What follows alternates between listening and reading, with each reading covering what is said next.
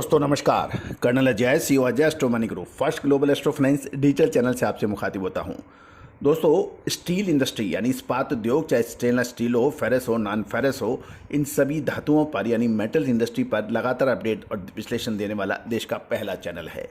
दोस्तों, स्टील यानी लोहा के ऊपर अग्रिम विश्लेषण देना लगभग असंभव होता है।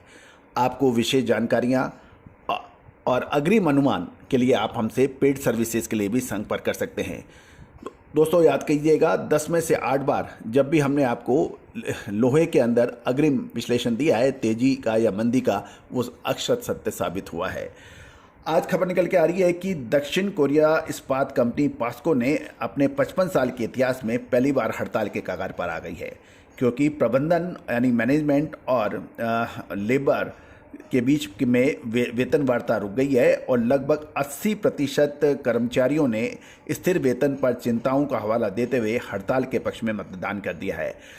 संघ ने 13.1% वेतन वृद्धि और दूसरे लाभों की मांग की है, जबकि पास्को अपने प्रस्ताव का विरोध करते हुए संघ की मांगों को संभावित वित्तीय तनाव के कारण मना कर दिया है।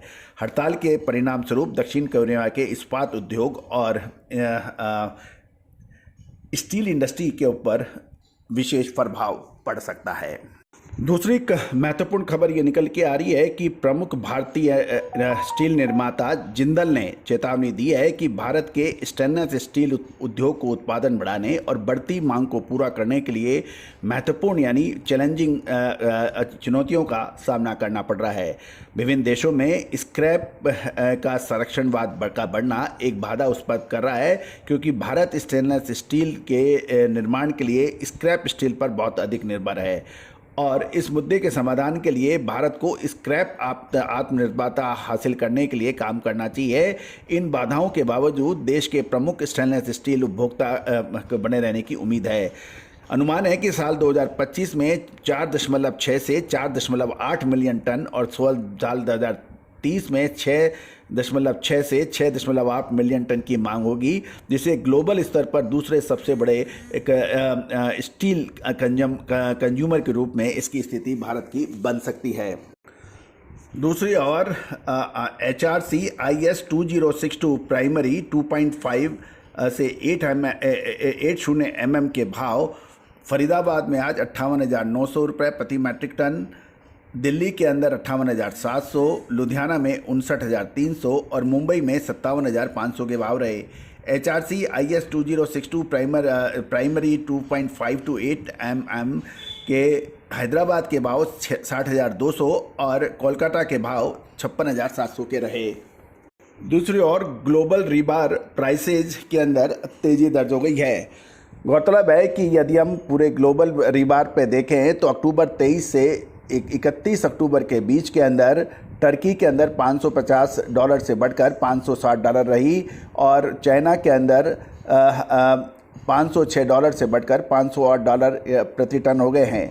दोस्तों, खबर निकल के आ रही है, एक और महत्वपूर्ण खबर ये निकल के आ रही है कि स्टील बंडल स्क्रैप इंपोर्ट 4.87% बढ़कर 441 से $445 प्रति टन हो गया है। CFR इंडिया हो गया है। 316L बंडल 304 स्क्रैप की शॉर्टेज हो रही है, जबकि बाकी सीरीज की स्क्रैप की मात्रा अवेलेबल है। डीलर्स ने A ग्रेड 316L स्क्रैप खरीद से लगभग कुछ फ़ायदा होने की संभावना बन रही है। ये 225 किलोग्राम बंडल के का एक अच्छा आगे कीमतों में तेज़ी की संभावना बन रही है। स्टील बंडल स्क्रैप आयात प्रस्ताव 4.87% बढ़कर 441 से $445 CFR भारत के भाव आ रहे हैं, जबकि SS 304 किलोग्राम, जबकि 201 F/J8 मिश्रित स्क्रैप के भाव 80.5 किलोग्राम हो गए हैं। रिमझिम इस्पात ने अपनी 304 स्क्रैप बिक्री की दर 125 रुपये प्रति किलो पर बरकरार रखी है।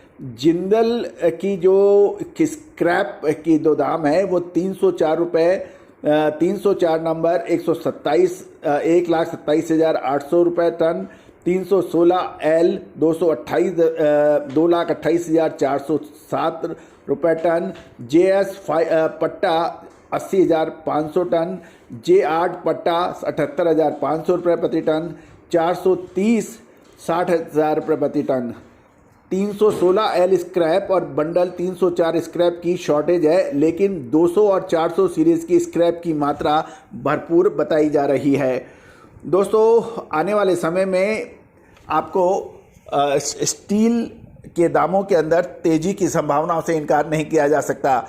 एक और महत्वपूर्ण बात, आपका ये चैनल अजय एस्ट्रो मनी गुरु मेटल मार्केट पर लगातार आपको विश्व स्तरीय सेवाएं देने का वायदा करता है। आप विशेष जानकारी और रिसर्च रिपोर्ट के लिए संपर्क कर सकते हैं। All the very best, good luck, happy trading.